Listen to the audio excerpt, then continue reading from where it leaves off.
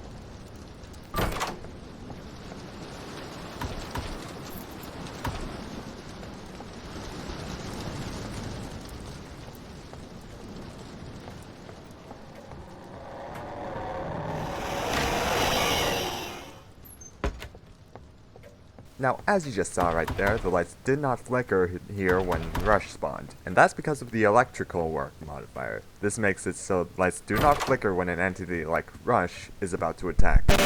What this also does, however, is prevents the lights from exploding once Rush or Ambush run through the room.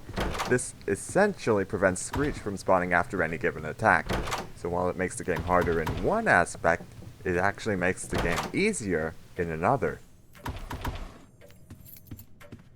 Now, you may be wondering, hey, you just said the coins no longer spawn, why are you opening so many drawers? Well, I assure you, it isn't just because I forgot I had the no coins modifier on, but it was instead because of another modifier, that being Tripped and Fell, which lowers your health to 10 points. Alternatively, I could have went with Last Few Breaths, which lowers my max health to 50%, but using Tripped and Fell and hoping for enough bandages to get me through overall gave me the best shot at success. This is actually why I didn't put on the Itchy modifier, which increases Timothy's chances of spawning, as well as making his damage potentially fatal, making every drawer I open at critical health a gamble between winning and losing.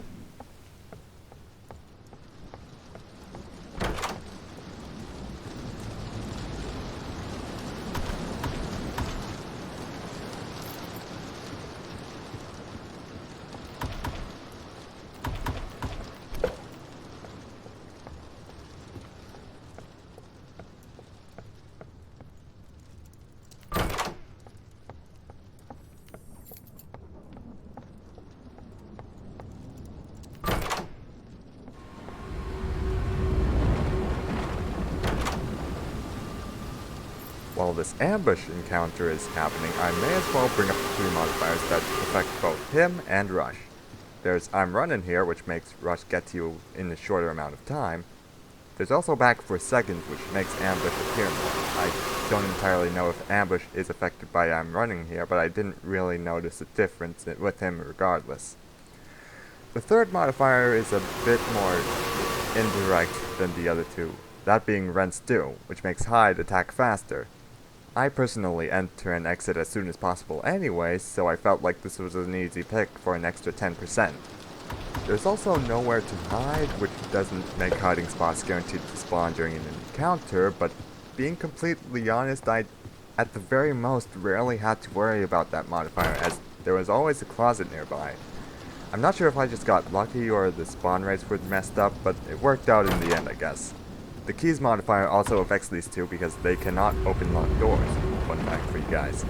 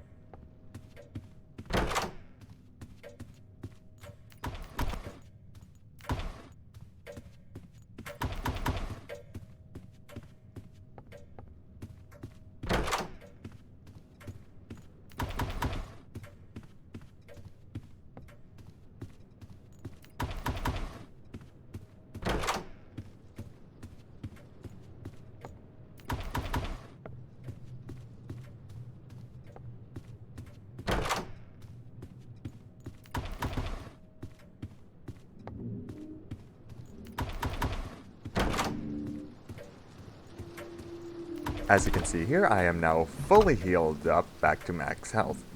This essentially gives me approximately 3 strikes for Screech, assuming I don't get any further healing. Now, for a few runs I actually had Think Faster on, which lowered Screech's attack timer, but I eventually decided against putting it on though.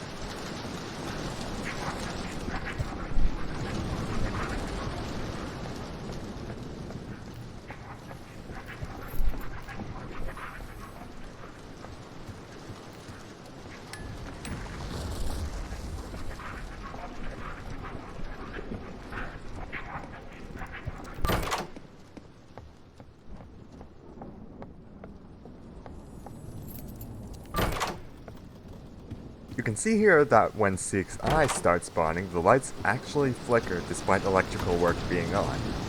I just bring this up so you guys don't get confused. But it's also worth noting that on occasion, the rooms leading up to Seek won't be locked.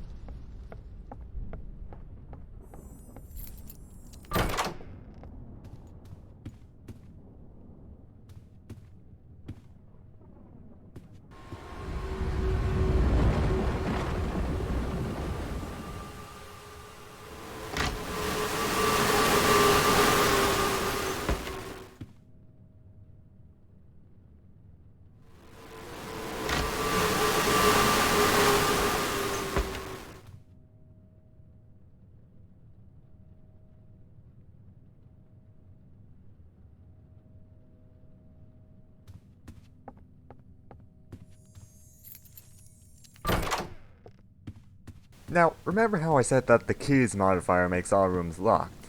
Well, that actually has an interesting side effect that actually works out in my favor. You see, this modifier doesn't just lock previously unlocked rooms. It also increases spawn rates of rooms that were locked to begin with, and that includes this room with the large outside view as well as this large desk, which is guaranteed to have an item inside of the top drawer. Part of the reason why I went with less stuff to begin with. So if any of you are wondering why this room in particular is spawning 70 times, that is why.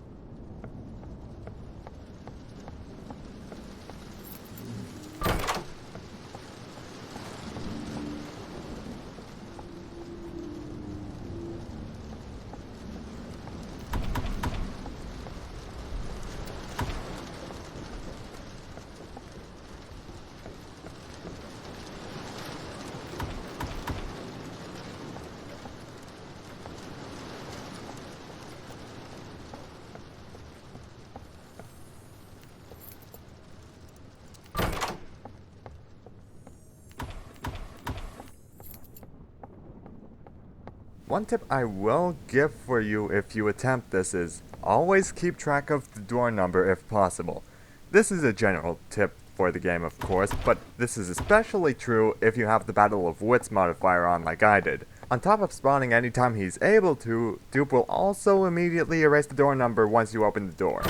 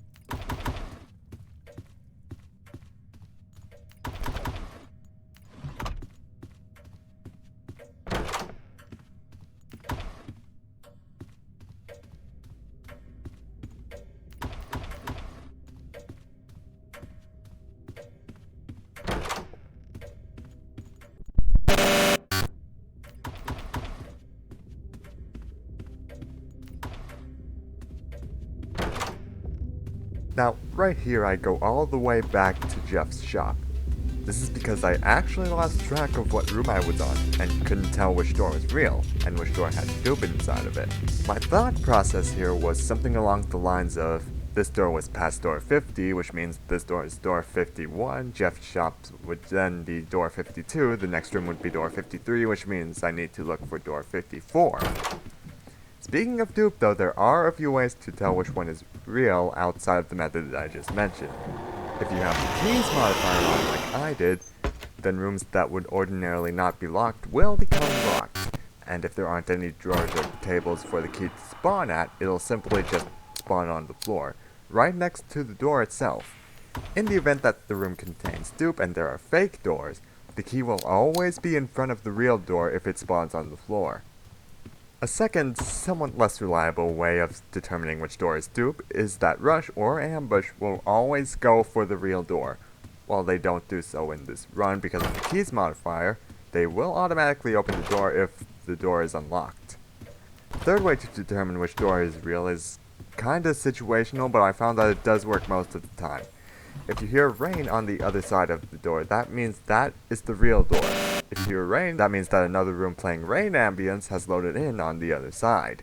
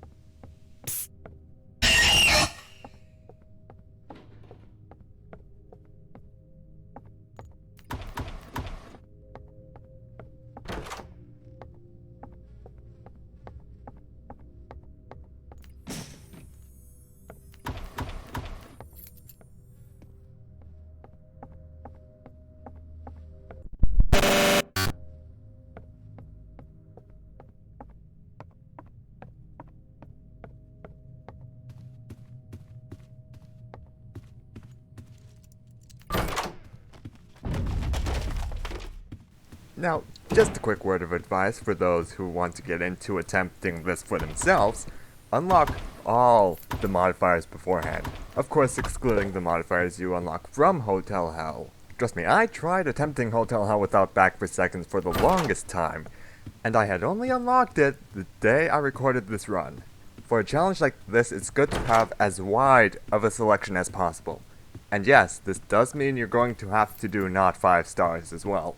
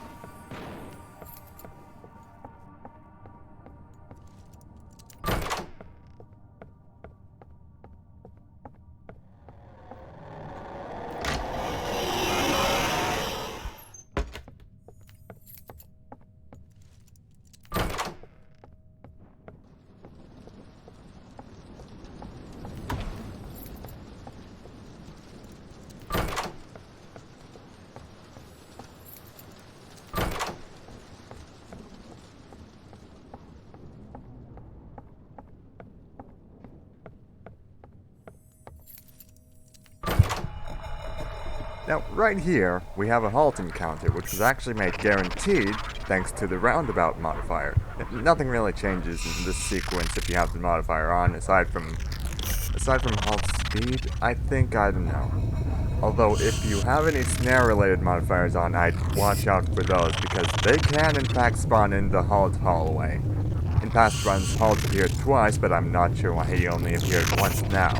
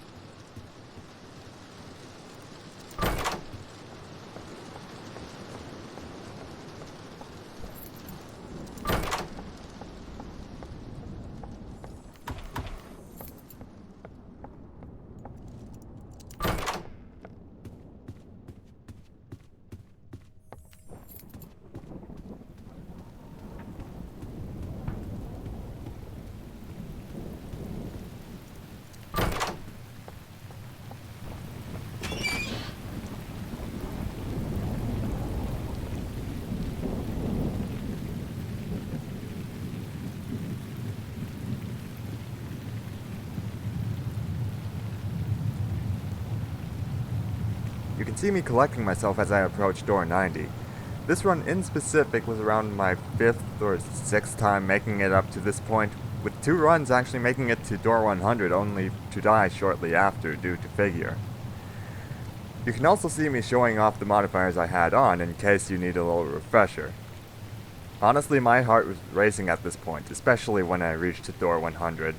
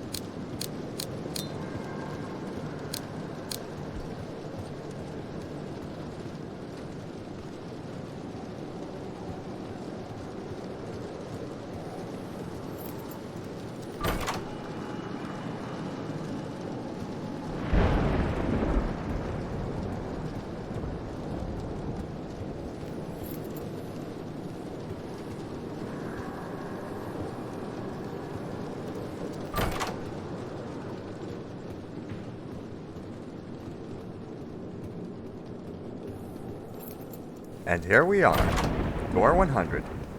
It's either win this run or let the metaphorical boulder roll down the hill once again. Now, admittedly, this part of the run kinda drags on because I wasn't taking any chances with this run. This was my third time getting here, and I was honestly scared of coming here a fourth time. But I eventually got all the fuses in the end, as you'll eventually see.